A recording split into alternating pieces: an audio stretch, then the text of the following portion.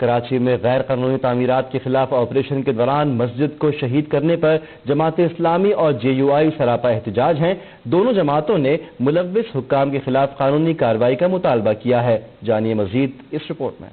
شہر قائد میں supreme court کے احکامات پر تجاوزات کے خلاف آپریشن جاری۔ تجاوزات کے خلاف آپریشن میں ہل پار میں قائم مسجد بھی شہید کر دی گئی، جس پر جماعت اسلامی اور JUI نے احتجاج کیا۔ مسمار کیے جانے والی مسجد میں نماز جمعہ کی ادائیگی کے بعد امیر جماعت اسلامی حافظ نعیم الرحمان نے میڈیا سے گفتگو میں کہا کہ جو اس کام میں ملوث ہیں ان کے خلاف قانونی کارروائی ہونی چاہیے۔ جن لوگوں نے بھی یہ ناپاک جسارت کی ہے، اللہ کے اس گھر کو شہید کیا ہے، ان کے خلاف کارروائی ہونی چاہیے، ان کی گرفتاری ہونی چاہیے اور تعزیرات پاکستان کی آرٹیکل 295A کے مطابق مقدمہ چلا کر انہیں عبرت کا نشان بنانا چاہیے۔ جماعت علماء اسلام کے رہنما قاری عثمان کا کہنا ہے کہ 50 سال پرانی مسجد ہے، مسجد میں مسمار کرنے والوں کے خلاف سخت کارروائی کی جائے۔ آپ کوئی پرواہ نہ کریں، آپ حق بات کو کہتے رہیں، آپ کے خلاف کیا ہوگا؟